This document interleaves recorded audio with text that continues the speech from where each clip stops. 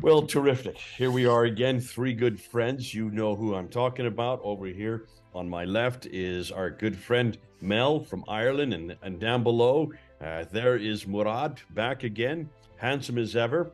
And this is going to be an interesting topic. This is a topic that I'm not that familiar with, but most of you who have probably been watching the news and have been watching what's been happening in the last, well, since 2014 especially, all these young wolves who have been blowing themselves up and killing themselves and trying to get to paradise and killing as many people as possible in order to get there. You hear this referring reference to these virgins, these Houris, in the Quran in chapter 55 and in chapter 56 and in chapter 76. You have reference to these Houris, these perpetual virgins, these women who are in heaven, who are waiting for them, and this is the reward they're coming to when they get to heaven. And it's always bemused us. It's bemused me. And Murad and Mel have been looking into this, and Mel has come up with a theory. And we brought Murad on board because he's going to check, make sure that we get the Arabic correct. Murad has also just put up a video 3 weeks ago. Go check his site, Saint Murad. If you look right down here at the bottom, I'm going to put the URL. Go up and look at his video. It's just a few minutes long, and see what his conclusion is on these Houris, these 72 Houris. What we're going to do today is bring up another category or another criteria or even another possibility. And this is one that Mel has come up with, and it has an awful lot to do with Saint Ephrem. Now, who is Saint Ephrem? For many of you, you probably don't know who he is. He died in 373 in the 4th century, lived in and was from Edessa. He was a Christian and as one of the most prolific writers. And what we're finding, an awful lot of the Quran is from his material, from the 4th century. And that's why today we're looking at St. Ephrem, bringing him in because of what the impact he has had on the Quran. We've said this many times, that much of the Quran, many of the stories, much of the poetry, much of the beautiful parts of the Quran are from other sources. St. Ephrem is one of the most prolific. Today, where he lived would be called Sanliurfa. It's in Turkey, so it's much further north. And it's much earlier, 4th century. We're talking about 300 years earlier. Okay, Mel, good to have you on board. Murad, all the way from the Middle East. Thanks for staying up. I know I'm here in Denver, Colorado, of all places, and I'm at a big conference, and we can do this anywhere. That's one of the beauties of technology. But over to you, Mel. What is it, and who are these 72 virgins? And really, what is Saint Ephrem talking about? Yeah, well, it's great to be back. I think you did a great introduction. Saint Ephrem was like a superstar in the 4th century. He wrote 400 hymns or more, possibly more, and they are all really deep, full of symbolism. And I think the key thing about Saint Ephrem, the clue to understanding him, is all of his hymns were about one person, about Christ. It was all focused on Christ. So even though he might be talking about fruit, he might be talking about trees, he might be talking about flowers, whatever it might be, he's always thinking of Christ. He's always bringing it back to Christ. So don't be surprised if, when you're looking at one of his hymns, that actually that's what he's really talking about. The danger, of course, with symbolism is someone might come along, read it literally, and go away with the wrong end of the stick. And I think this is what's happened with many of the passages in the Quran. They've taken his text, not properly understood what it refers to, and deduced something else. And this is a fatal mistake. And it's kind of embarrassing now, as we'll see. So, Murad, good to have you on board as well. Thank you very much. It's always a pleasure to join you, Dr. Smith and Mel from Islamic Origins, of course. Murad, we've been doing this for quite a few years now, haven't we? And it's terrific to get your take on it, because not only are you a native Arab speaker, you're doing an entire new work.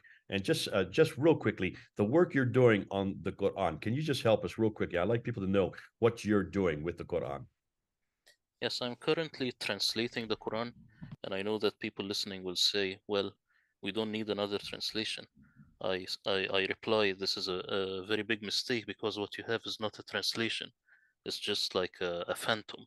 So what I'm doing is actually I have built a dictionary from scratch, or you could call it a concordance, bringing every single word in the Quran with all its variations and bringing the synonyms closer together and trying to see exactly the subtle differences between every word. And this gets much different results than what we are actually used to. So my translation will be very different and very unique because this is work that has not been done before in this fashion. And actually, everyone who translates the Quran is obsessed with the Bible. They just say the words that is written in the King James Bible because this is what's closer to their mind and what's closer to their ear.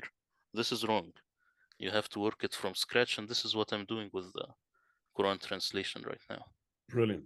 Murad, so good to have you on board. And you're going to be the one who is going to, that Mel's going to go to make sure we have the words correct, make sure we have the translations correct. When you finish your dictionary, we're going to make sure, I'm sorry, your translation of the Quran, we're going to get you up on board and we're going to push it out so everybody can buy it, use it, and then have it available in their own studies. Okay, Mel, back to you. Okay, so cracking St. Ephrem's code, I found this quote from him in his hymns on virginity. Wherever you look, God's symbol is there. Wherever you read, you will find his types. For him, all creatures were created, and he stamped all his possessions with his symbols when he created the world. So St. Ephrem is all about metaphor, he's all about symbol, and he pumps all of his hymns full of symbols, but they are all symbols to do with God and Christ in particular. And I think that's the clue to unravel the meaning behind his hymns. And of course, if the Quranic text is borrowing from his hymns, whether they realize it or not, they're borrowing the symbolism that he used originally. I like this quote from a movie, one of my favorite movies actually, the movie called The Way. It says, the idea of a pilgrim's journey on this road is a metaphor bonanza.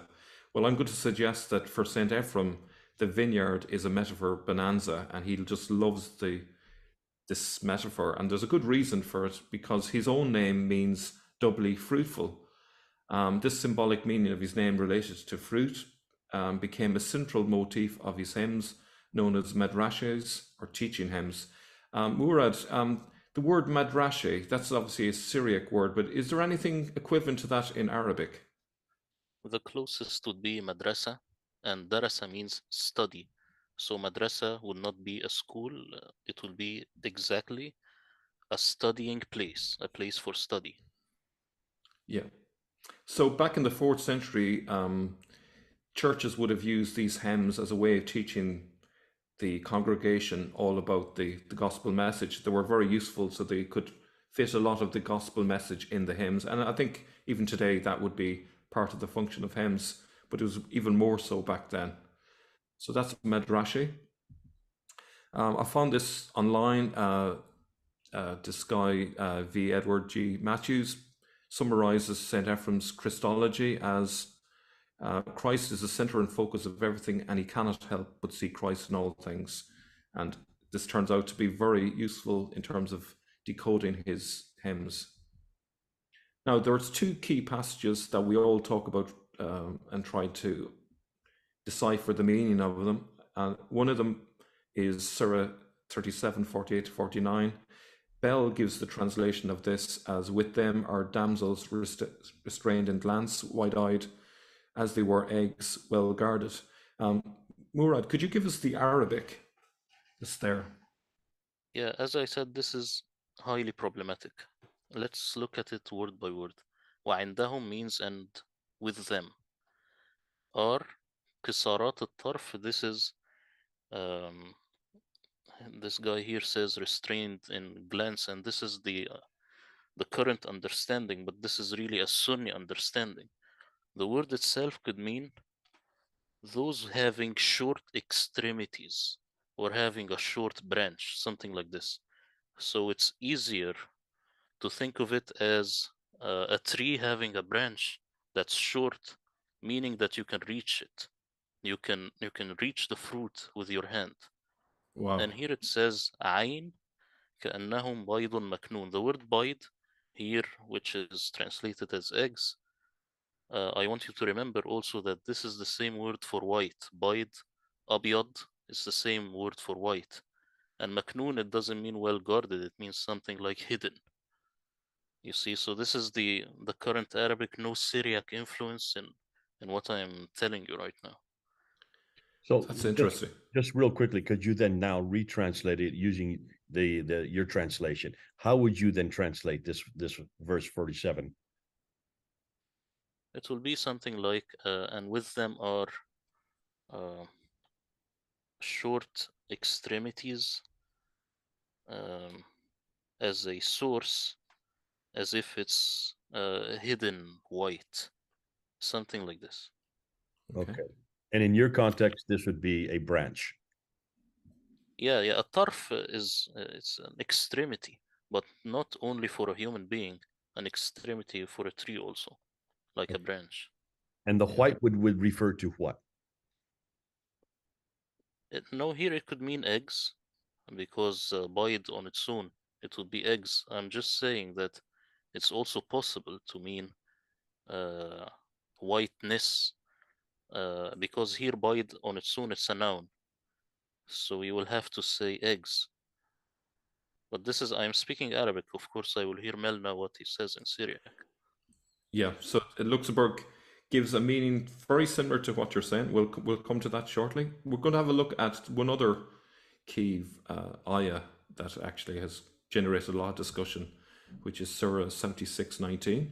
So Bell's translation is around. So I'll say that again. So Bell's translation is round amongst them go boys of perpetual youth, whom when one sees, he thinks them pearls unstrung. How would you state that in Arabic, and what meaning would you give to it? Yatuf comes from tawaf. It means circumambulate. So circumambulate upon them are wildan, and wildan comes from walad. Walad and yalid means give birth. So al-walid is one who gives birth. Walad is the one who is birthed. So this doesn't give you a gender. So it's wildan mukhalladun would be immortal children, not necessarily boys, because a boy is a sabi. It's the same word given for Jesus in the Quran where it says, "He have spoken as a sabi." This doesn't mean as an infant; it means as a boy, a young boy. Uh, so وَيَطُوفَ عَلَيْهِمْ وِلْدَانٌ مُخَلَّدُونَ means and circumambulating upon them are immortal children. إذا رأيتهم حسبت, if when you see them, you would reckon them to be um, pearls that are dispersed. Okay, so that's a very interesting take on it, and it's interesting that Bell goes for boys rather than children. And would you think that is because of he's been influenced by the Sunni narrative on that?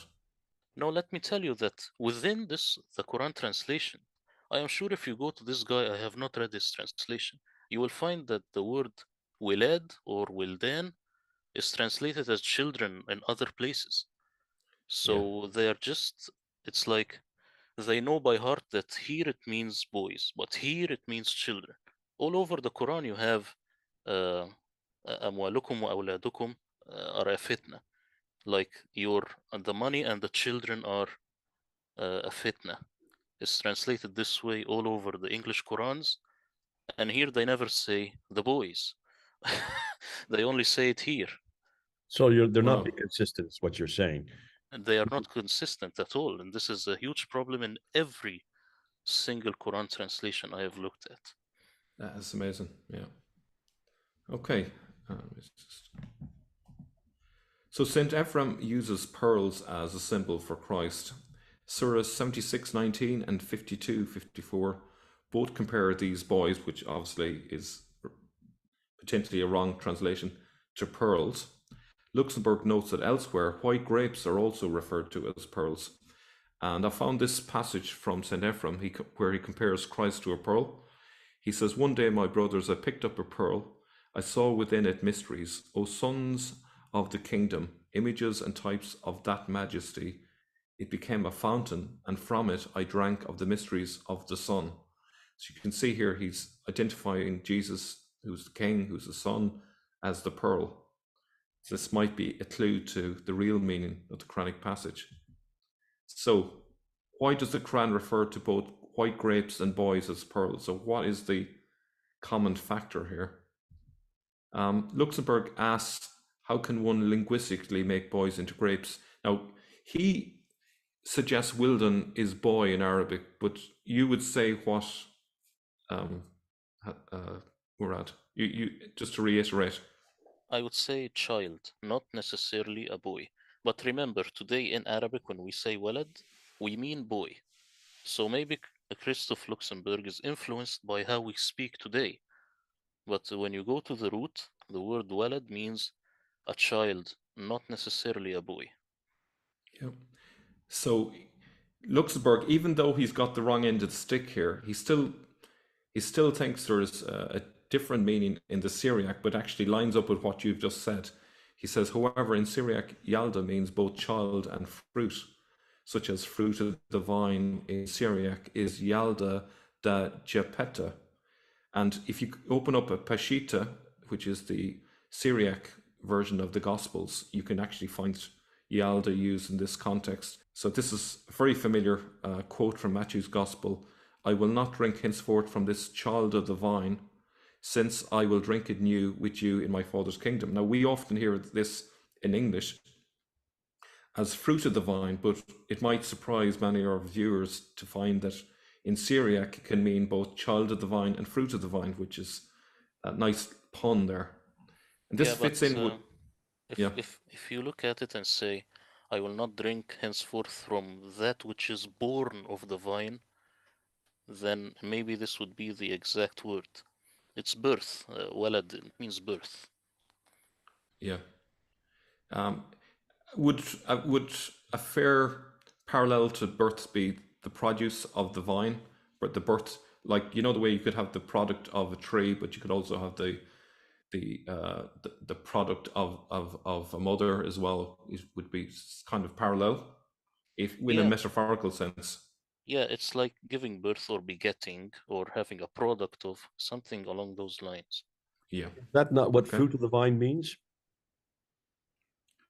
So it fruit of the vine has a kind of double meaning. It's kind of like the one that's birthed of the vine, as Murad would say. So that's the sense of child, but also fruit of the vine, just more directly.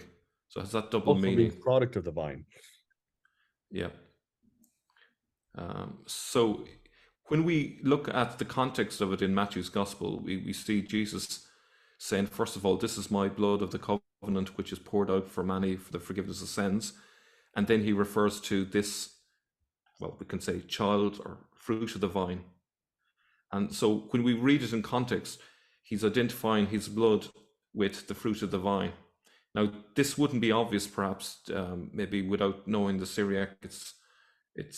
We'd probably identify the fruit of the vine, but maybe in Syriac, the idea that it could be the child of the vine or the birthed of the vine, it makes it even more vivid, I would suggest, in the Syriac. So Luxembourg's solution is that the Quran renders Yalda, child or fruit, as wildan, and where he gets it wrong, saying it just means boy. One of the two meanings in the Syriac, but it now hides the link with grapes and spoils the original metaphorical meaning. Perhaps it didn't hide the meaning originally, but maybe later on when they started to view it as just meaning boy, that's when the original meaning was lost to some extent. Do you want to come in on that, either of you? No, I agree. Okay. So Christ uses the symbol of the vine in two different metaphors, and St. Ephrem is just copying from what he reads in the Gospels, essentially. But in one, he is the vine, and his disciples, the Christians, are the branches, so John 15:1. In another, at the Last Supper, he's the fruit of the vine, so Matthew 26. In Aramaic, it is even more meaningful, as it also means child of the vine, as we've just said. The vine then can mean, in this context, Mary. St. Ephrem sometimes makes this metaphorical usage. It's not fixed. Depending on the context, he might use a different metaphor, still using the same ideas like vine, grapes, and so forth, depending on what he's trying to convey in the hymn.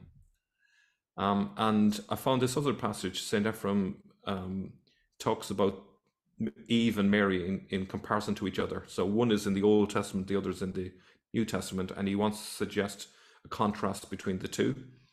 And he says, in place of that bitter fruit that Eve plucked from the tree, Mary gave mankind sweet fruit. And behold, the whole world enjoys the fruit of Mary. The virginal vine has borne a grape whose sweet wine has given comfort to those who mourn. So here, St. Ephraim is really telling us the meaning behind his metaphor in really clear terms. So when he's talking about grapes, we now know that what he really means is Jesus. That's kind of really crucial. So how can we understand this? Well, this is according to Luxembourg, and it's pretty much like what Murad has said earlier. He translates the metaphor as follows. Ice fruits or grapes pass around among them. To see them, you would think they were loose, dispersed pearls. In contrast to Eve's bitter fruit, Paradise offers the fresh fruit of Jesus. Without being aware of this passage of St. Ephraim, i.e., in place of that bitter fruit that Eve plucked from the tree, Mary gave mankind sweet fruit. And using purely linguistic means, Luxembourg has suggested a meaning that is very close to that of St. Ephraim. Murad, would you like to comment about Gabriel Salma's take on this, in terms of how he understands the metaphor? Gabriel Salma thinks that the word Houris means raisins, but I go more with the understanding of Luxembourg. Actually, the word Hour in Arabic, if you look it up in a dictionary, it doesn't mean virgin. It means something like brand new or very, very white. So that's why the Sunni understanding, they said, well, if this woman is brand new, then she is a virgin. That's how this whole thing got mixed up. But here I agree with Christoph Luxemburg, and actually it's not a surprise that the Quran is borrowing from Mar Ephraim or Saint Ephraim, because he did that before with the story of the people of the cave. So why not with this also? You see? Excellent. Yeah, that's true, and that's 100% given that he did borrow. That's where he got it from. So I think it's not too much to suggest that he's also borrowing these images from St. Ephraim. It's highly likely. Yeah. Now, there are 400 hymns. Many of these hymns haven't been translated. It's possible that some of these surahs that we have may be just untranslated hymns that are there to be seen and compared, and which might actually be just point for point straight out St. Ephraim. Just to say that we are doing a study of this in London. We have a team that's working on this right now, and they're finding wholesale borrowings from St. Ephraim in the 4th century. Not just this is just one example of that. We'll be getting into that. We'll be introducing that probably later on in 2023. So don't be surprised that not only has this been borrowed from St. Ephraim, many of the best material that are in the Quran are also borrowed from him. And if you notice, it's always the best stuff as well in the Quran, like the most poetic, the most lyrical. It's from St. Ephraim. Could I just tell you one last thing, Mel, is that Gabriel Sauma also attests to the fact that most of the Quranic borrowing is from Saint Ephraim, even if he has a little bit of a different translation from Christoph Luxemburg. Also remember that the works that Saint Ephraim has written is equivalent to all of the Sahih al-Bukhari, all of the Sunnah, all of the Arabic literature, and multiply that by 10. Yeah, You see, it's huge. so it was like an ocean. Syriac was like an ocean, and Arabic was just like a lake. So Yeah. it's very likely that they were borrowing from him. Yeah. Okay, so this is a very common image of the story of Adam and Eve, and Satan is offering the fruit of the tree. Now, in the West, the image that we have would be what? What kind of tree would we be talking about? Well, we'd be typically assuming it's an apple tree, and there's a reason for that. In the West, Christians took the tree to be an apple tree due to a pun in Latin. The Latin word for apple is malum, while the Latin word for evil is malum, and it became popularized with passion plays in medieval Europe. But in Syriac-speaking countries, that wasn't the way that they understood the tree. Living in a Mediterranean country, they would have gone for vines, and there's plenty of vines mentioned in the Bible, so it made perfect sense for them to go with that take on the meaning. So based on the idea that the tree of knowledge is a way of partaking of God, some holy fathers, including St. Ephrem the Syrian, put forth the suggestion that the tree was a grapevine, for it was wine, the fruit of the grapevine, that Christ turned into his most pure blood during the Last Supper. The Lord said, I am the true vine, and my Father is the husbandman. John 15:1. Now we also have an example from the Peshitta, where it uses Yalda again as fruit or child. For St. Ephrem, sometimes the tree is God, at other times it is Mary, with Jesus as the fruit of the tree. One example comes from Luke 1:42, and it is translated as blessed is the fruit of your womb. These are the words of Elizabeth to Mary. And even when it was translated into Greek, they kept the word fruit. They could easily have said, blessed is the child of your womb, but they were conscious of the fact that there's like a double meaning in Syriac, a very kind of a poetic meaning, and they try to retain that in the Greek. Do either of you want to comment on any of that? No, I agree. Can I just go back to what you're saying a little bit earlier concerning the Western view of the apple tree or just a tree, fruit tree, versus the vine that we have in much of your Syriac writings? If that is so, then suddenly this makes sense. If the original tree, if the original fruit was a vine, then all the metaphors that we get of Christ comparing himself to the vine suddenly make sense, don't they? Absolutely, yeah. I think in the West, I think we've lost that sense of, so much of the New Testament, we've become disconnected from it because we're using one metaphor, whereas the Bible is actually presenting us with a different metaphor in a sense. Yeah. Which now makes sense on what you're getting on in this whole episode, and that is we've got to get back to this idea of vine and the grapes and the first fruits and all this that's in heaven. It was always meant to be a vine. It was always meant to be grapes.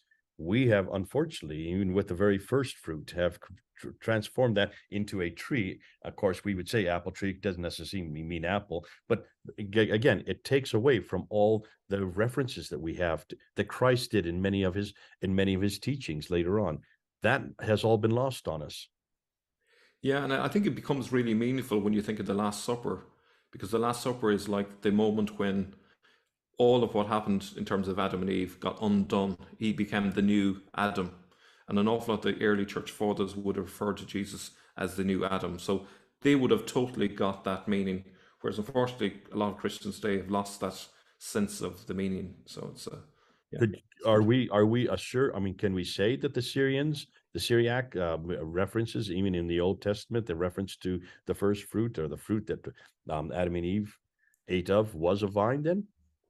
No, I think this is still in the realm of metaphor. So there was no unanimity among the church fathers. So some of them actually looked at the story and said, well, Adam and Eve had fig leaves, so maybe the tree was a fig tree, which makes perfect sense as well.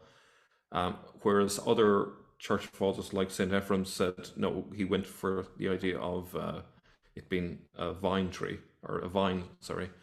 And then between the first Eve, I mean, the first woman and the second woman, the one is the bitter, we ate the bitter fruit. The other is giving now us the sweet fruit. Again, it's the same metaphor that has been lost in us over these ages. Absolutely. Okay, so let's moving on then. We move on to Houris. He renders Houris as white crystal clear grapes.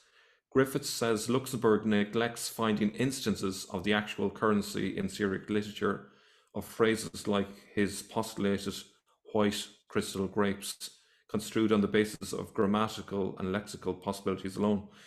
So in Luxembourg's favor, he basically comes to his conclusion purely on linguistic means. So he's trying to avoid being influenced too much. And then he kind of leaves us with the possibility of testing his hypothesis by looking into the Syriac literature and seeing, are there actually instances of synonyms for example, crystal clear or white or grapes and so forth. And what we find is, yes, there are these instances.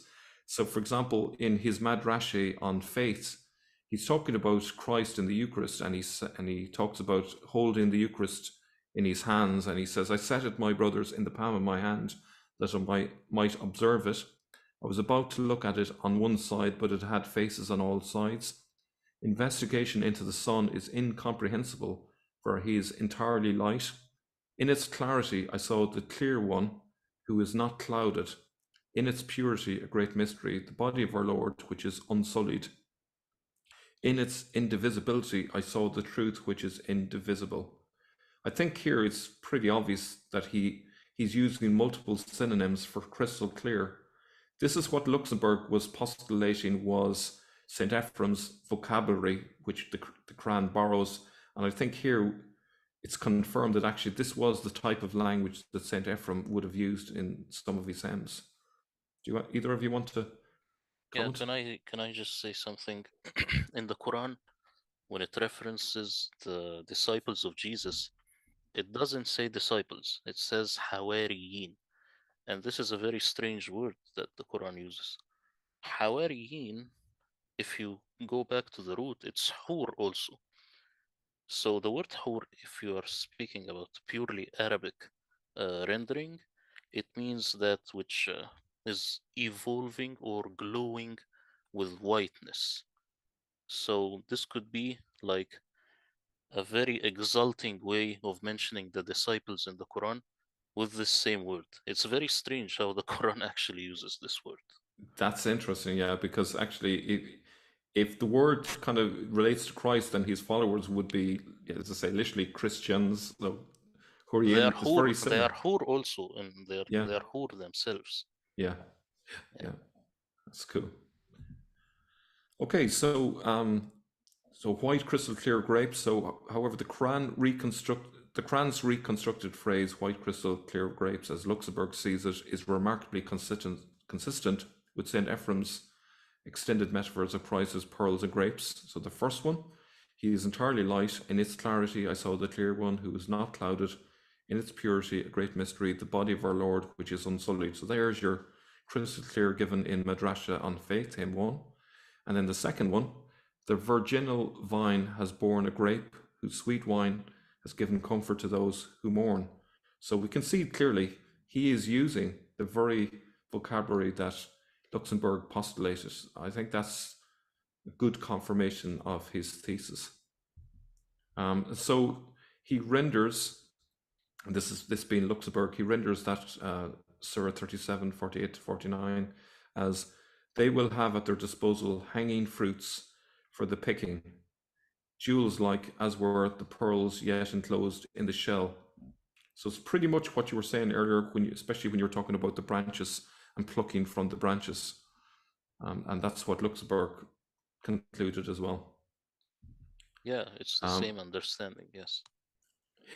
So note that in this ayah, what we're seeing are two common symbols for Christ used by St. Ephrem, both grapes and pearls, and it's used in the same Quranic verse. What are the odds of that happening? And we can see the typical St. Ephrem imagery in Surah 76. So if we look at the first part there, the way, well, that's what Christianity was referred to in the first few centuries. Verse 5 then, the righteous will drink from a cup. That reminds me of the Eucharistic cup, a spring from which the servants of Allah will drink. That relates very much to John 4:13, where Jesus refers himself as a spring of water.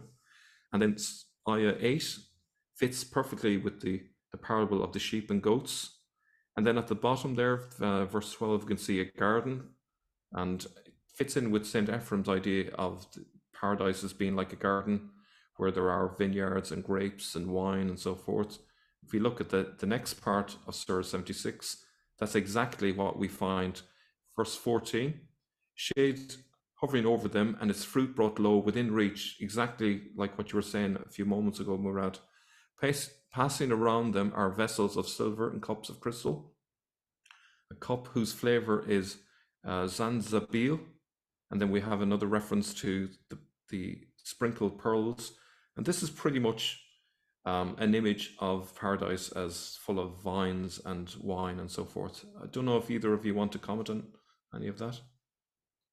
Yeah, could I just say that the word that it's always translated as garden in the Quran, uh, garden gives the impression that it's kind of small, like you could have a garden in your house. Yeah, But when you look at the language in Arabic, it means something more like a forest. So Al-Jannah is a place where you have very high trees that makes a shade all over. yeah. So this, I don't know how this would enrich the what we are saying, but this is the reality of the word.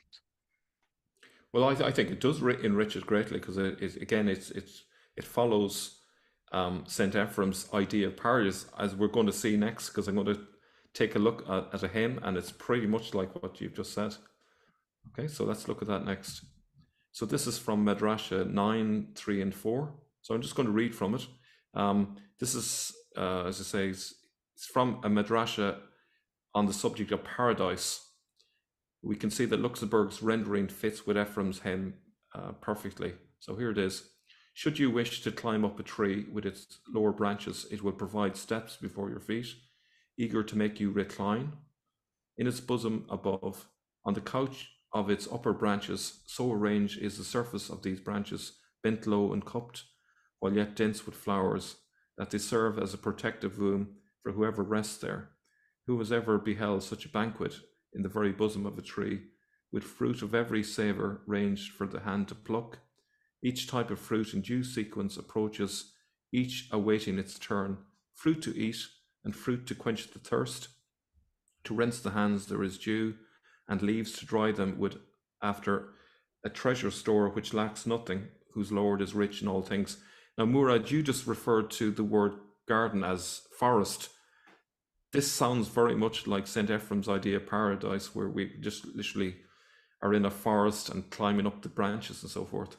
Actually, when you are reading now, it's very hard to imagine that this is the Quran is not influenced by this.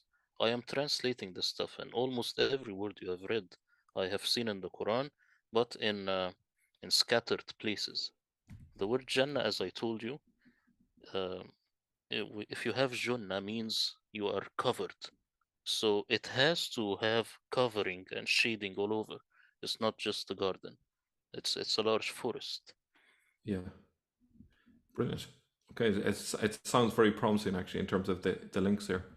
So just to round up this, a summary of the key decodings that I've suggested today. The grapes or grape is Jesus. He's the fruit of the vine. He's the child of the vine.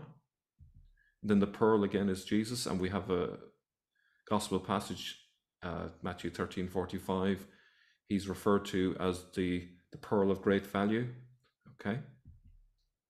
And then if we look at the virgins of paradise, they're actually Jesus and Mary, because if Jesus is the grapes and Mary is the vine, who offers a womb-like welcome to the souls, all of this got muddled, and Muslims were left with a confused idea of the Houris as ever virgin concubines in paradise.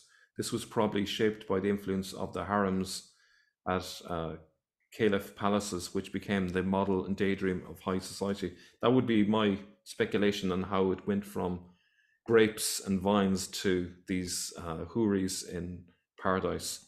What do you think of that idea, Murad? I like the idea. I just want to remind you also that the word bikr, that in Arabic they say it means virgin.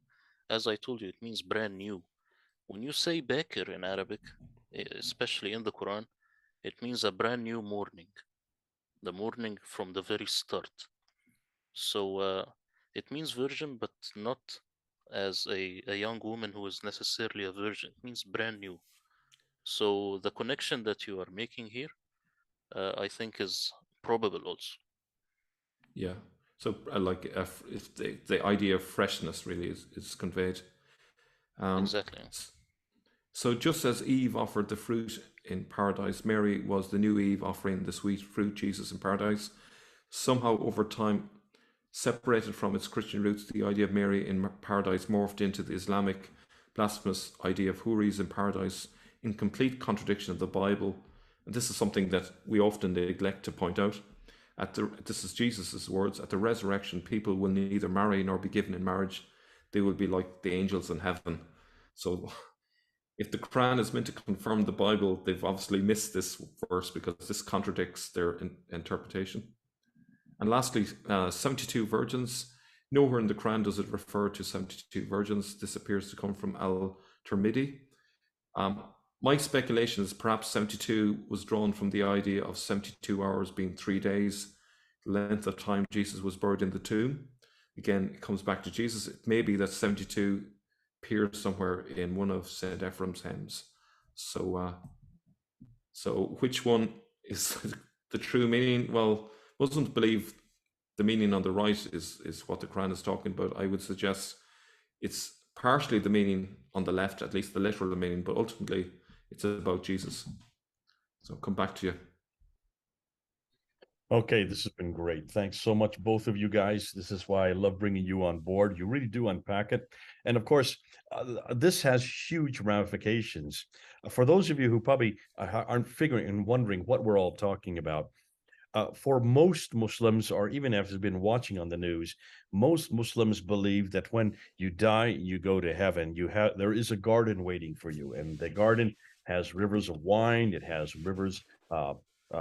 You can swim in that which you're not permitted on earth. You can swim in when you get there, and there are these perpetual virgins with firm breasts and translucent skin and wide eyes. And so this is very much a very sexual paradise, wine, women, and songs, you might say. And this kind of has always been a surprise to many of us who are working with Muslims. We've always wondered what's going on here. Where is this paradise, such a carnal paradise?